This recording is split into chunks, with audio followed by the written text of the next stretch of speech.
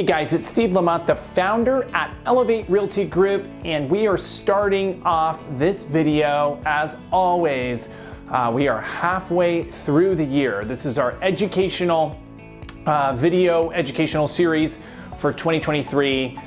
It is now the first week of June. We are halfway through the year. It's just crazy to think how fast time has flown. And we've talked a lot about inventory and the lack thereof, the few number of homes for sale, and it's pretty catastrophic this year. The number of homes for sale, or the number of homes that have actually sold this year nationwide and in the Sacramento region and Bay Area regions, is extremely low. I mean, we're talking about 30-40% off of what is usual. But we are starting to see some changes in the market. We're starting to see that spring market slow down. We saw a lot of homes sell very quickly, maybe 2 or 3 weeks. It's not that there were tremendously more buyers in the marketplace. It was just that we saw a lot fewer homes for sale. Interest rates as of right now today are averaging over 7% again. And as we've discussed, I've thought that the rest of this year and probably into next year, interest rates were gonna hover in that 7% range, possibly 8 or even 9%. But that's not what our video is about today. We've talked in the past a lot about timing the market, right? And I'm getting a lot of questions about this, whereas buyers and sellers are asking me, hey Steve, I just wanna wait and time it when I can get a better interest rate, or I just wanna wait and time it when I can sell my home for X price, right?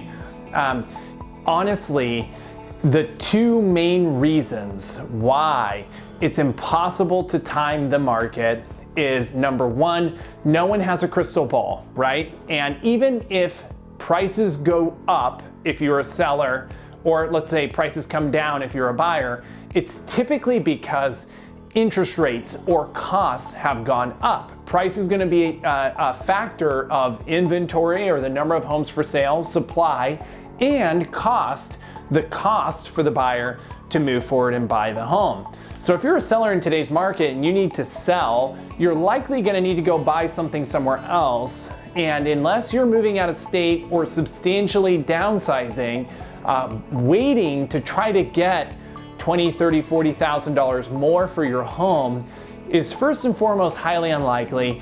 Secondly, if you're staying local, you're probably gonna wind up paying $20,000, $30,000, $40,000 more for your replacement home. So that's key point number one. Trying to time the market if you're a seller or a buyer is just a poor strategy.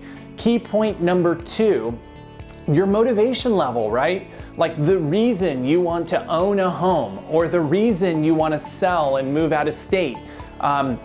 It's really important to not let just the financial aspect of moving jade the fact that you have personal goals that you would like to achieve, right? If your goal is move out of state to South Carolina or move to Texas because you're gonna get closer to your kids, or you're gonna lower your costs of living so that you can retire earlier, you don't wanna delay your goals just because it's not the perfect situation or the perfect timing. In my experience of doing this for 12 years, it's never the perfect time to make a move. It's always chaotic. You never get as much as you had hoped for. It's always a little bit more expensive, no matter what home you buy, than you originally budgeted for. One of the funny things, we were talking about this in a mastermind I was part of about a week ago. You ask any buyer, it doesn't matter if you're a first-time home buyer or a fifth-time home buyer, the home that you bought was probably more expensive than you anticipated. And when you look at your monthly payment, it's probably more than you budgeted for. And you always feel like you're paying too much money when you go to buy that house. And it's really a scary thing. Every single home that I've ever bought, I felt like, man, I'm paying a premium, or I'm paying too much, or the seller wants too much. You look back 10 years, if you own that home for 10 years, and you almost kind of chuckle that, oh my gosh, I can't believe I thought that this was so expensive when I went to buy it.